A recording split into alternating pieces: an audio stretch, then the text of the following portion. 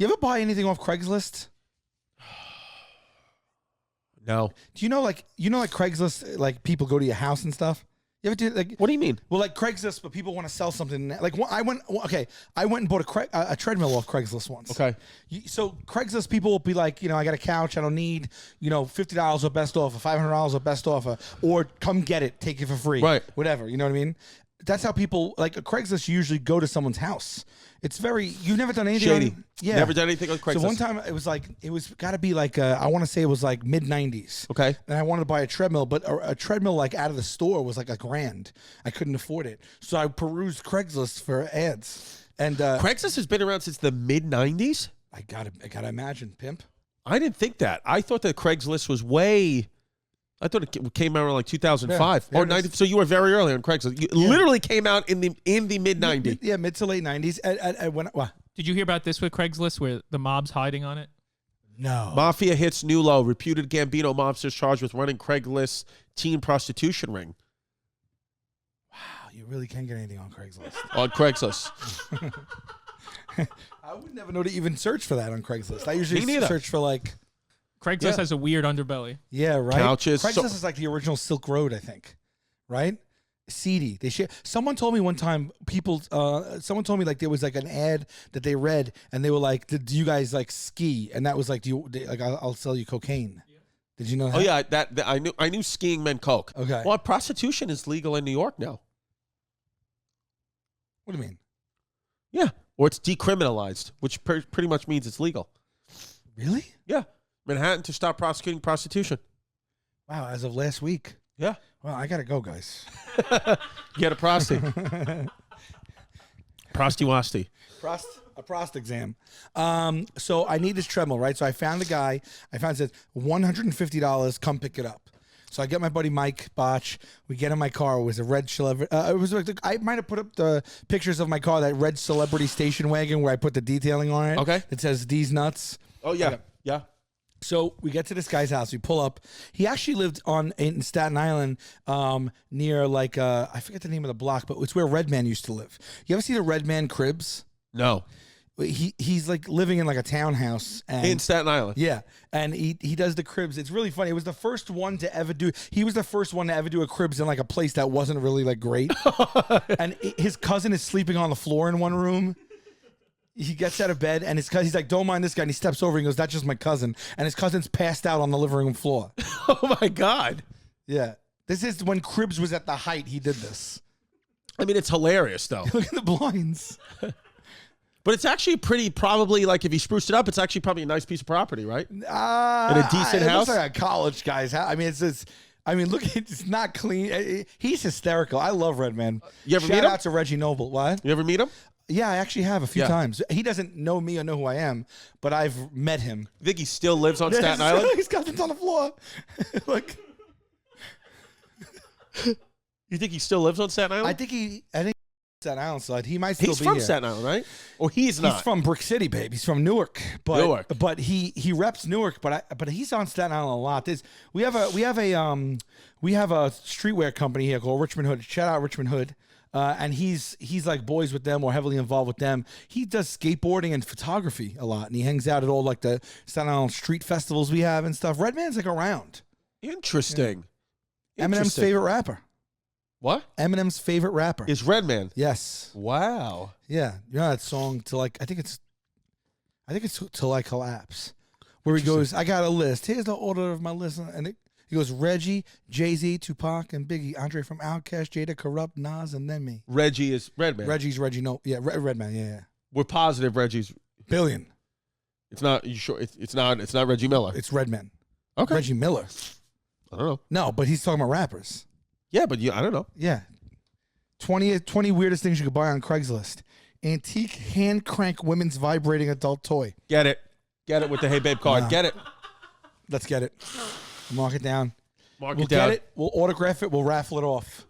Magical horse. I don't know what that is. A belly button lint. Gross. No, I don't want that. Human soul. Whatever that is. Idiot dog. Buffy the Vampire Slayer action figures. How's that belong? Sal has them already. Totally awesome. So here's what happened, right? So I go to this guy's house, right? So it's in Redman's community. It's like near the Salvation Army. It's not far. And This guy opens the door, and this guy, it's a single white dude, tall, big guy, maybe like in his 40s. So it's a single white male, not a single white female. Single white male. But I was like, no joke, I was like 20.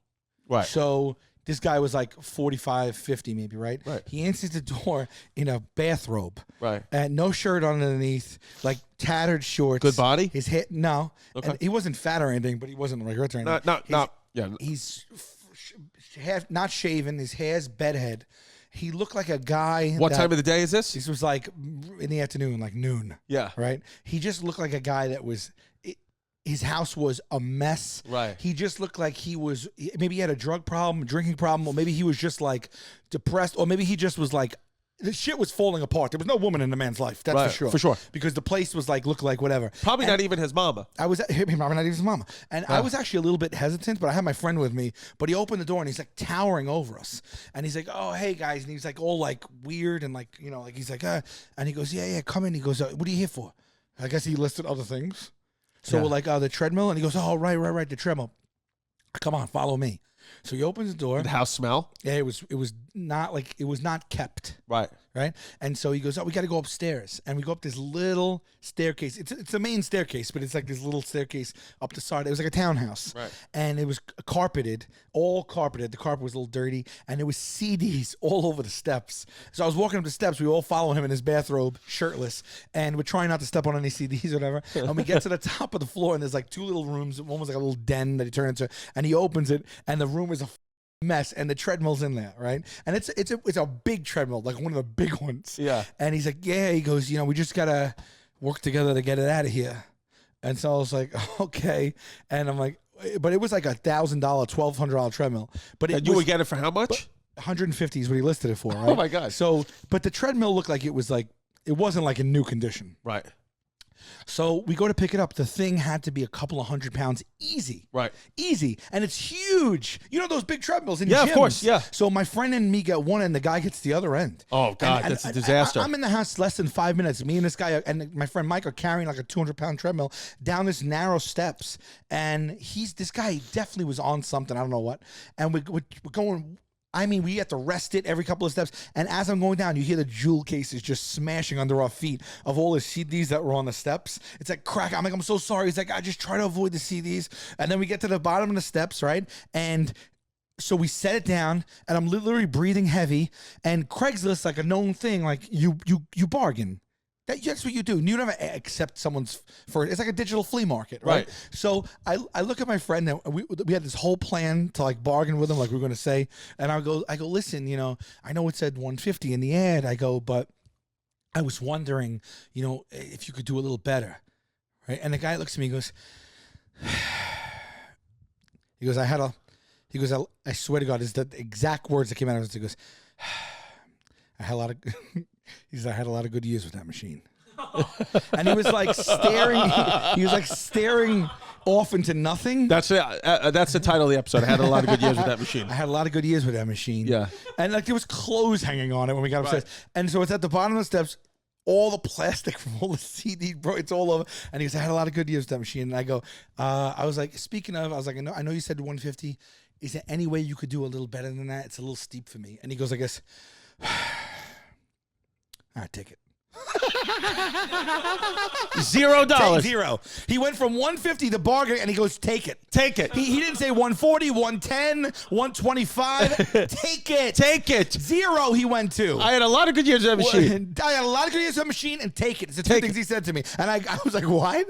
And then my friend brought it out to the car, and I had their red station wagon, and I popped the back, and I was in the back, and my friend went to the front, and I went to the front, and my friend was in the back, and he pushed it in and closed the thing, and it fit because we put the seats down. It went from the back of the station wagon to the front, to the very, very front, to the steering wheel. And I said, thank you so much. He goes, all right, he's in his bathroom. He waves goodbye. I get in the front seat. My friend gets in the front seat. I close the door. I look up. My entire windshield is shattered because my friend pushed the treadmill all the way in, and it was too long for the car, and it hit the front windshield and shattered the whole windshield. And I just looked up, and I go, what the I go, when did that happen? Because it wasn't like pushing on. It was still like this far away. So I guess it like settled. And my friend was like, I don't know. And I'm like, did we do that? And my friend goes, I go, did you do that? And because he pushed it, and he goes, no. He goes, maybe like when we were inside, like kids were playing ball and they hit the windshield. And then my friend, we started cracking up, and like as he drove away, he's like, I probably did it.